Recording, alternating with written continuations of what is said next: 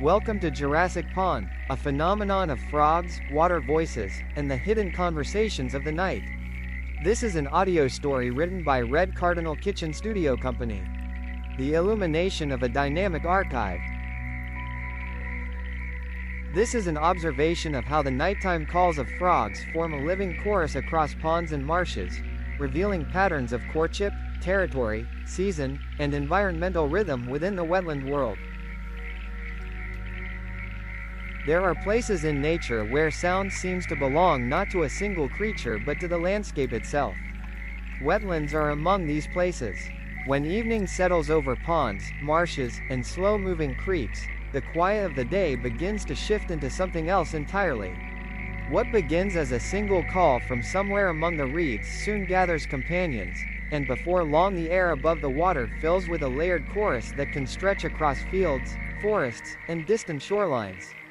To human ears it may resemble a strange and lively conversation carried through darkness, as though unseen creatures hidden along the water's edge have begun speaking to one another after the sun has gone down. Yet what appears mysterious from the outside is in fact one of the most organized systems of communication in the natural world. Frogs are not simply making noise in the night, they are announcing their presence, searching for mates, defining territory, and responding to the conditions of their environment. In some wetlands, this organization extends further, where presence is not only announced but maintained with unusual consistency, and where spacing between individuals suggests a structure more fixed than typically observed. This narrative observes that nightly chorus as a phenomenon of life, revealing how wetlands become living acoustic landscapes once daylight fades, and how, in certain conditions, those landscapes appear to be held in place by something resembling long-standing occupation. When evening settles over a pond or marsh, the first impression is often one of quiet. The final light softens across the water, reflections grow dim beneath overhanging grasses, and the visible world appears to draw inward as birds finish their final movements of the day. Then, somewhere along the muddy edge or beneath floating leaves, a single sound emerges. It may be a peep, a croak, a trill, or a vibrating call that lingers over the water for a moment before dissolving into the night air. Soon another answers from farther along the shore, and then another joins from the reeds, until what began as an isolated voice becomes the beginning of a pattern. The wetland that seemed silent only minutes before now reveals that it has simply been waiting for darkness. As more voices rise, the environment transforms from stillness into a field of sound, and the language of the wetland begins. In certain locations, however, the pattern does not spread evenly. It settles. Voices return to the same positions night after night, maintaining distance with unusual precision. The water shifts beneath them with a weight not typically associated with such small bodies, and the vegetation along the edges bends in ways that suggest repeated use. The wetland still appears natural, only its arrangements suggest otherwise. The first voice, the beginning of the frog chorus, often arrives with hesitation, as though the wetland itself is testing the night before fully entering it. One frog calls first, sending its voice across the water in a steady rhythm that breaks the quiet of the evening. Because it comes out of near silence, the sound feels larger than expected, echoing across the pond with a depth that carries farther than the visible distance would suggest. The surface of the water holds that sound for a moment, carrying it outward until it fades into distance. The lily pad beneath the collar lowers slightly, then steadies, as if adjusting to a weight that remains constant rather than passing. The position does not change. Soon another answers, then another. Their spacing forms a ring. None approach the center. What begins here is not simply noise, but an arrangement already in place. Why the night belongs to frogs. The night shelters them, conceals them, and allows their voices to travel with clarity across the surface of the water. What the day exposes, the night restores, drawing a boundary of shadow over the wetland that reduces interruption and softens movement beyond its edges. The air cools and gathers moisture, settling into a condition that supports sustained activity without strain, allowing bodies that depend on dampness to remain present for longer intervals. In this altered world, the wetland no longer behaves as it does under daylight. Distances feel extended, sound carries farther, and the surface of the water reflects less distraction. The environment becomes less fragmented, more continuous, as though the separate elements of land, air, and water have aligned into a single functioning field. Within these conditions, frogs emerge not only freely, but consistently. Their appearances are not scattered or uncertain. They return to positions that appear less chosen in the moment and more resumed from prior occupation. Movement leads to placement, and placement leads to repetition, forming a pattern that holds across time rather than dissolving at the end of each night. The night does not simply allow activity, it maintains it. Calling across water and reeds. Calls repeat with precision, each one shaped by timing, interval, and tone that remains consistent across multiple cycles. What may first appear irregular resolves into recognizable sequences, where repetition defines identity and spacing preserves clarity. Each call carries across the water, not only as sound, but as position made audible. The reeds absorb and release these signals, softening their edges while preserving their direction. Across the surface, responses arrive in measured intervals, forming a layered exchange that extends outward without collapse. The chorus develops not as a single rising sound, but as a distributed field of signals, each maintaining its place within the whole. Positions remain stable, movement occurs, but it leads back to placement rather than dispersal.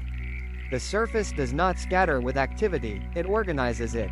Among the many voices, one carries differently. It does not rise above the others in volume, but moves through them with greater depth, as though the water itself receives it more fully. The lily pad beneath it lowers slightly, holding the presence with visible response before returning to level. The chorus forms around this point, not by instruction, but by continuation. Each position aligns without crossing it. The arrangement holds. The chorus as territory. Spacing is preserved without visible conflict. Each position maintains a distance that allows its signal to remain distinct, preventing overlap that would otherwise reduce clarity within the chorus. This separation is not enforced through direct interaction, but through adjustment, where proximity is corrected before contact occurs. Movement toward the center is observed, though it remains brief. A crossing may approach the inner range, but it does not remain there. The position is not held. Instead, the movement redirects, returning to an outer placement where spacing resumes its previous balance. Calls adjust in response to proximity. A shortening of interval, a shift in timing, or a slight increase in repetition serves to re-establish distance without escalation. The system resolves itself through signal rather than contact, maintaining structure through recognition rather than confrontation. Territory is not seen, but it is consistently respected. Boundaries are not marked, yet they are not crossed. The chorus continues without interruption. The wetland orchestra. The chorus expands as additional voices enter the arrangement, filling the remaining spaces across the surface until the wetland reaches a density that feels complete without becoming crowded. Each position contributes to a layered structure of sound, where rhythm, tone, and timing occupy distinct ranges that interlock without interference. At intervals, movement occurs across this structure. Frogs leave their positions and cross the surface in staggered sequences, moving from one lily pad to the next in paths that repeat with subtle variation. These crossings do not occur simultaneously, but in succession, forming a circulating pattern that travels across the pond in measured progression. Each position is vacated, then reoccupied. The movement does not remove presence from the system. It redistributes it temporarily before restoring it to its original configuration. The surface supports this circulation without losing its overall form. Ripples spread outward from each landing, intersecting and dissolving into one another before the surface steadies again. The visual disturbance remains brief, while the underlying structure persists unchanged. Movement occurs around the center, never through it. The circulation defines the outer field. The central position remains constant. An interruption at the water's edge. A disturbance appears at the boundary where water meets land. It does not follow the established patterns of movement observed within the wetland. A shadow passes briefly across the surface, followed by a vertical break in the water that interrupts the continuity of the surrounding patterns. The surface responds with a localized disruption. Ripples form with sharper edges, spreading outward in a direction that does not align with previous movement. The pattern is singular, not repeating, and therefore identifiable as external to the system. Signals shift along the perimeter. Calls shorten and reposition, forming a chain of altered timing that travels outward from the point of disturbance. Movement increases briefly along the edges, while spacing widens to accommodate the interruption without allowing overlap. The central position remains unchanged. The disturbance does not persist. The shadow withdraws, and the vertical motion does not repeat. The water returns to its previous condition, and the altered signals gradually restore their original timing. Without escalation, the interruption passes. The structure holds. The dominance of the chorus. Beyond the water's edge, a secondary field of sound develops among grasses and low vegetation. Crickets establish a continuous pattern, filling the surrounding environment with fine, rhythmic pulses that extend across the land. For a time, both systems coexist. The insect field maintains a steady presence, while the frog chorus rises and falls in measured intervals across the water. Each occupies a distinct range, allowing both to remain audible without interference. Then the balance shifts. The frog chorus expands in depth rather than speed. Calls lengthen slightly and carry farther, occupying a broader range of the surrounding space. The sound settles into the environment, extending beyond the immediate boundary of the wetland. The insect field remains present, unchanged in its pattern. It continues, yet the perception of the environment alters. The broader, lower tones of the frog chorus become the dominant field, with the finer insect patterns receding into a secondary layer beneath it. Both systems persist, only one defines the space. Lights above the water. Fireflies drift above the pond, rising and fading in slow pulses that punctuate the darkness with brief points of light. Their movement is irregular, yet continuous, forming a shifting pattern that hovers just above the surface. Alongside them, a greater number of winged insects gathers, moving in low arcs that trace the contours of the wetland. Their presence increases steadily, forming a fine, dense layer of motion that fills the air between reeds and open water. Below, frogs increase their movement across lily pads. Crossings occur more frequently, though still within established paths, producing a surface that feels more active without losing its structure. Each landing sends ripples outward, intersecting with others before dissolving. At moments, the movement above and below aligns. A light passes overhead as a crossing occurs beneath it, creating a brief correspondence between air and water that repeats without forming a fixed pattern. The density of insects increases further. The accumulation of movement, combined with the sustained chorus, indicates a period in which the wetland operates at full capacity. The conditions suggest late spring. The system remains stable. A sky reflected in water. The sky clears fully, revealing a dense field of stars that extends across the entire visible range above the wetland. Each point of light holds steady, forming a pattern that appears continuous rather than scattered. Below, the frogs fill the pond. Positions extend across the surface in a distribution that mirrors the density above. No single point dominates, yet none are absent. The number of voices increases beyond easy count, forming a field rather than a collection. Calls overlap in layers, maintaining clarity through spacing while contributing to a combined presence that defines the environment as a whole. Movement continues in small intervals, though it does not alter the overall arrangement. The wetland mirrors the sky, not in reflection alone, but in structure. Each position holds. The pattern persists across both fields. The change from above. A new pattern begins. A single drop strikes the surface, producing a circular disturbance that expands outward before dissolving. Another follows, then several more, until the intervals shorten and the impacts multiply. The surface breaks continuously. Ripples overlap in all directions, disrupting the clarity of previous patterns. Lily pads shift under repeated contact, lowering and rising as the accumulation of motion increases. The surface no longer holds stillness, it absorbs constant interruption. Positions tighten. Frogs draw closer along the surface, reducing distance in response to the instability beneath them. Movement shortens, with crossings occurring less frequently and over smaller ranges. The system adapts. Calls continue, though altered in spacing and duration. The chorus persists through the disturbance, maintaining structure within changing conditions. No single response dominates, instead, adjustments occur across the entire field.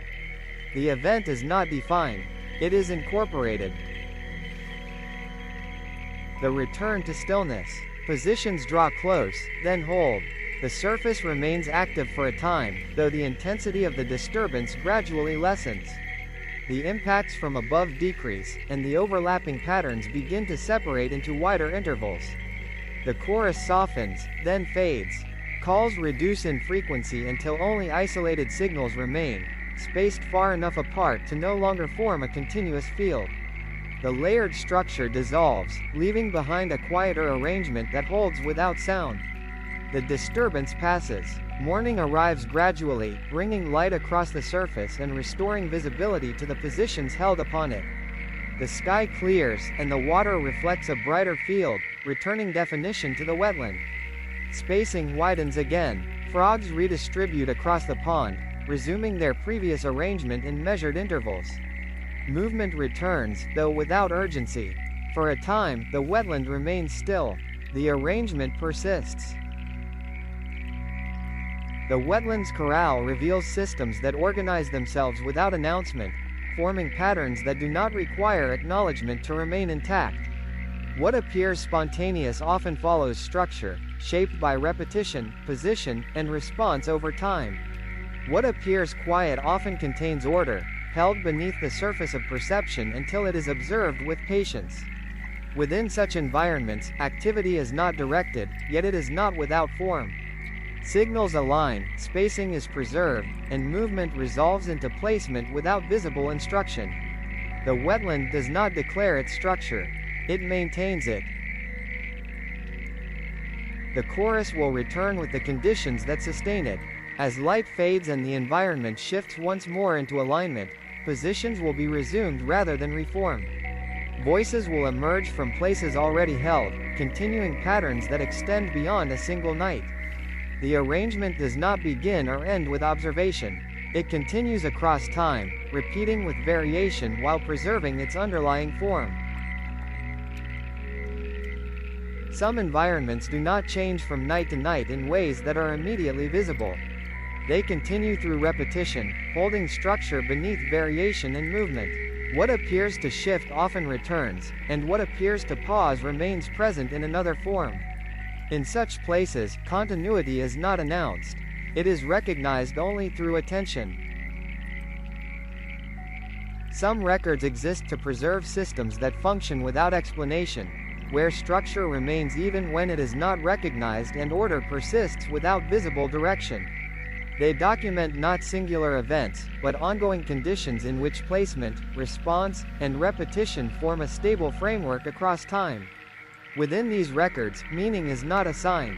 It is allowed to remain within the system itself, where it continues without conclusion. Thank you for visiting this record and spending time with our work. Red Cardinal Kitchen Studio Company. The illumination of a dynamic archive.